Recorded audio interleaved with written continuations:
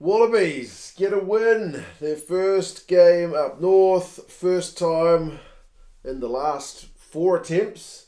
They've managed to get a win over Scotland, but they get it done. It's a nail biter, 16 points to 15. Not sure either side will be fully thrilled with the performance levels at times. Seemed like neither side was kind of really able to just take the game by the scruff of the neck. But man, a win at Murrayfield has been hard to come by, and it's a win for Scotland. Boy, they had literally a chance to win it a minute out from the full-time whistle. But yeah, we'll go through some key events and stats. You guys can let us know your thoughts on this one. Murrayfield, good crowd early. I got up at 5:30 in the morning. It was still dark. Made myself a coffee and watched this one. So yeah, not a bad way to start the early morning when you see the kind of crowd pumping the way it was. Australia, I thought, started pretty sharp. Like running out their own 22, McDermott having some snipes. I mean, Scotland, when they first had a chance, their maul got stopped, and their maul in this game, to be fair, never really got going. They didn't cause the Wallabies many problems, but where the Scots were very good was the breakdown, man. The Wallabies couldn't get nothing going, like in the Scots 22, because they would just get turned over. Like the Wallabies were looking sharp until they got turned over. It was, yeah, kind of a tough watch in that regard. Scotland got the first scrum penalty of the game, but I mean, I think there was kind of parity for that area of the game overall. But what it did mean was field position. First chance down the Wallabies end, and wouldn't you know it, one chance, one score. I mean, in the 22, Tuipulotu gets it to Kinghorn.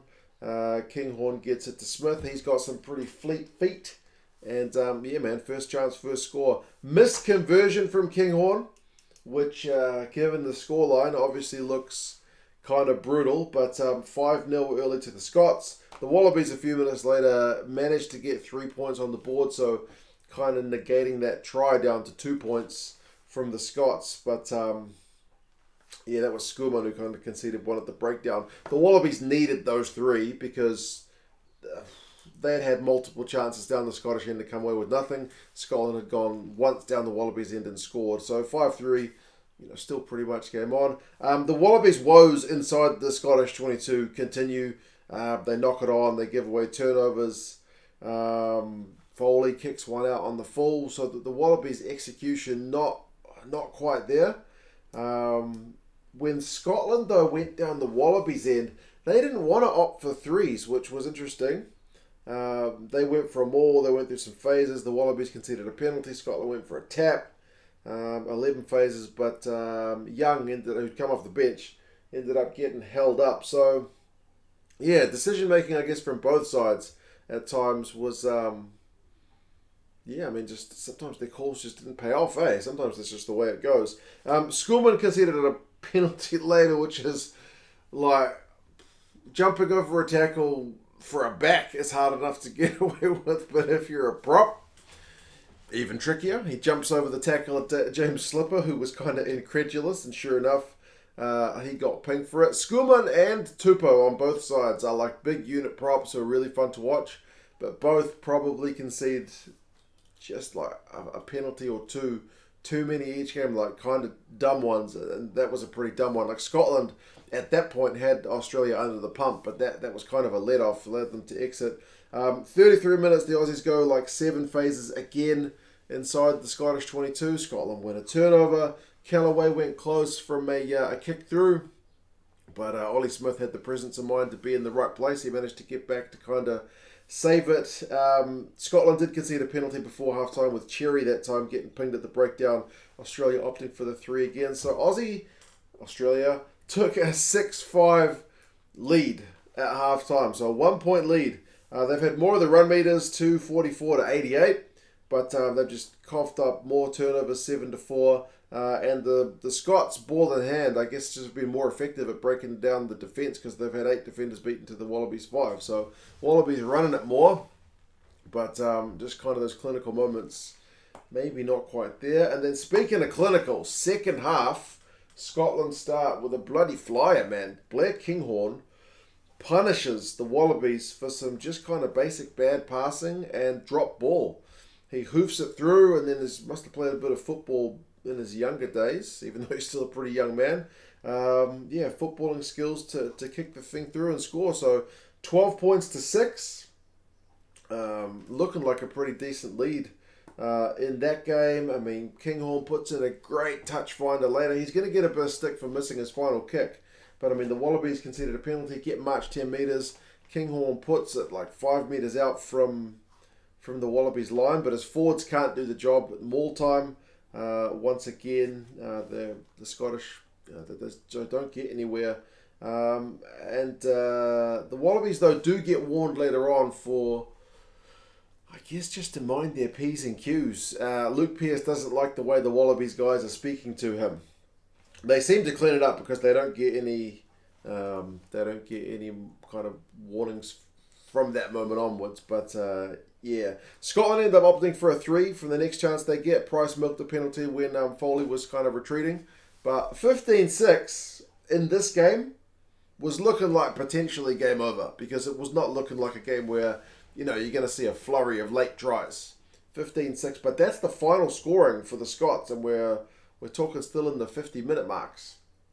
So a little bit troubling they weren't able to keep any kind of scoring going over. They did come close. I mean, 55 minutes, they put a high ball up, and Merwe beats Kellaway in the air, which was a proper bit of skill. Bernard Foley, who's not the biggest guy, and he's not the youngest guy, takes down a rampaging Duhan Merwe, which is quite the play.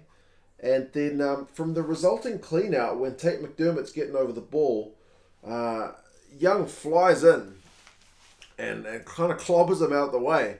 And the ref and the TMO go back to have a look at that. And I was having flashbacks of the game the night before. The night before for me anyway here in NZ, which was Ritchie cleaning out one of the Japanese guys. He got red carded for it. But one of the most bizarre calls I've heard from a ref is that he basically says, yep, he's come in at pace. He's hit him in the head, direct contact. But because it's his bicep that hits him rather than his shoulder, it's a yellow card, not a red. I don't think I've ever heard that. Like, you can watch thousands of rugby games and you'll always hear something different. I need to see like a body chart about what parts of the body you can hit someone with and it's a red and what parts is yellow. We know head on head nowadays is red. He said if shoulder on head would have been red, bicep on red is on head is apparently yellow. Elbow, I'm guessing, is red. What about forearm? Is forearm yellow? What about if I just come in with my thigh compared to my knee? I don't know, man. That was a weird call. Weird. For mine, that was red. But, I mean, I don't want to see more red cards. But it's one of those ones where if you're going to fly into a breakdown and you get someone in the head, you're going to get in trouble. We've seen it loads of times. Sometimes you just can't fly in like that. You need to be in control. I don't think Glen Young was in control. So he's lucky he gets yellow carded. But 15-14 is apparently what the Aussies needed to finally break down that Scottish defence, which up until this point had always been able to win turnovers, man. They finally went through some phases, had some slick hands. Nick Frost, that first receiver, great pass to Paisami, to Neville, to Slipper, who goes over. And 15 points to 13, back to being game on. The Wallabies far from kind of dead and buried. But then from here on, I swear it becomes a game of like, who's going to lose it rather than who's going to win it. Because both sides just make errors. Banks makes a meal of a Kinghorn kick through. It gives Scotland a chance in the Wallabies 22. Scotland's answer to that is to pass the ball into touch. Tuipulotu concedes a penalty at the breakdown. So the Scots kick for touch, obviously. They lose their line out. Then I think Noel Ollie gets run into touch pretty much straight away. Bernard Foley, when the Wallabies win a penalty, his kick doesn't find touch, so that's a mistake. But then three of the Scottish guys are just standing around, like Smith and Merwe, standing around. Nobody grabs it before it can bounce into touch. So it ends up being a good touch finder. You know what I mean? It's just like error. Who's going to capitalise? Don't know. Wallabies, from that line out, go for a maul. Scotland are offside. They opt for 3. It's a great kick on 69 minutes. So that puts the Wallabies in front 16-15.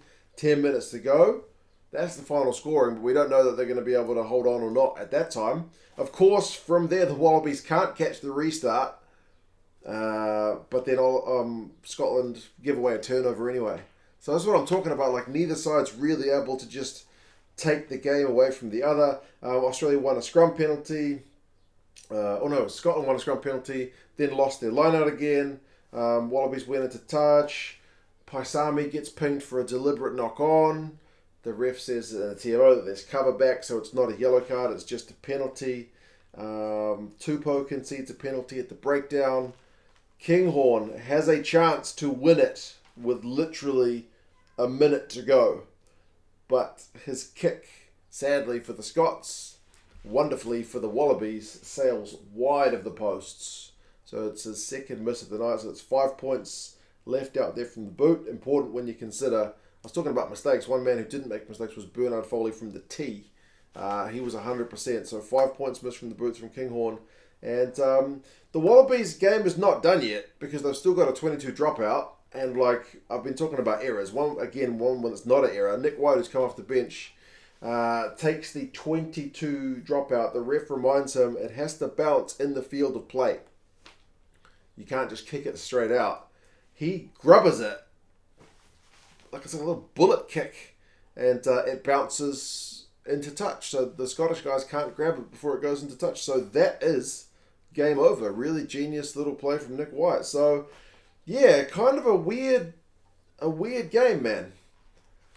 As I said, I don't think either side will be that thrilled, but obviously for the Wallabies to get a win in Scotland is massive, and it's a great start for their tour. Scotland, as I said, literally could have won it if they'd kicked their goals. The Wallabies could have had a lot more points in the first half if they'd been able to break down the Scottish defence, but they couldn't. So it's just one of those ones. 15 points to 16. Man, run meters finished 228 to 326. The Aussies edged that, but the Scots edged the possession. The Scots have more defenders beaten 20 to 13. They have more clean breaks 3 to 2. So the Scottish ball carrying is effective, and their tackling is at 90%, which is very good, man. 119 tackles. The Wallabies make it 138 tackles at 87%, which is likewise pretty solid. The Scottish lineout has a few errors, 12 from 15, so 3 go awry, and the Wallabies are just one that doesn't go to plan, so 15 from 16 is a wee bit better. Penalties conceded, 14 from the Scots, 15 from the Wallabies. Both sides would like that to be a touch lower. But yeah, individuals. Smith at the back. First Scotland try for him, 71 metres, 12 carries, beats 7 defenders. Saves that one potential try from the Wallabies, so not a bad shift. But as I said, him and Duhan and whoever else it was would have liked to have stopped that Foley touch finder, because that directly leads to 3 points not long later. Hamish Watson's top Scottish tackler, I think, which is not surprising with 17.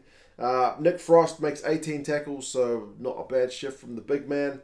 Ikitau, 33 metres, 3 defenders beaten, 9 from 9 tackles, and I feel like he didn't have that much ball.